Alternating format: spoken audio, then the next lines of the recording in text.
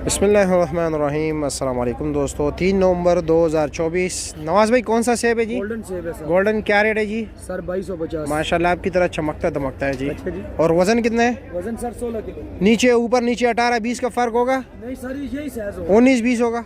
अल्लाह के हुक्म से जो दिखा रहे हैं वही चीज। अच्छा जी। और ये वाला? ये काला कुल्लू है, इसका वेट है सर कम से कम 16 से 17 किलो। 16 से 17 किलो। इसकी उल्टी पेटी है, गाग नहीं पेटी समेत? पेटी समेत? पेटी के अलावा ये पेटी के रेट क्या है जी? सर रेट 3100 रुपया। 3100 रुपया। इसमें थोड़ा कलर में फ़र्क है ज़रा। सर ये देखें, ये उल्टी का था। अच्छा जी। अच्छा, इसके साथ वाला वाइट? ये वाइट है सर 1500 रुपये। ये 1500 रुपये का। वजन इसका? 5 दाना? 15 किलो। साथ कौन सा लगा हुआ है जी? ये वाइट है। ये वाइट क्या रेट है? 1900 रुपये का। 1900 रुपये का जी। इसका 16 किलो। 16 किलो। ये वाला जी काटन? गोल्डन है। गोल्डन ये पड़ा हुआ काटन जी बताए। काटन 2000 रुपये का। 2000 का। वजन? वजन सर इसका 15.5 बहुत अच्छा काटन है। ठीक है जी। बड़ी मेहरबानी सर। ओके, बहुत शुक्रिया।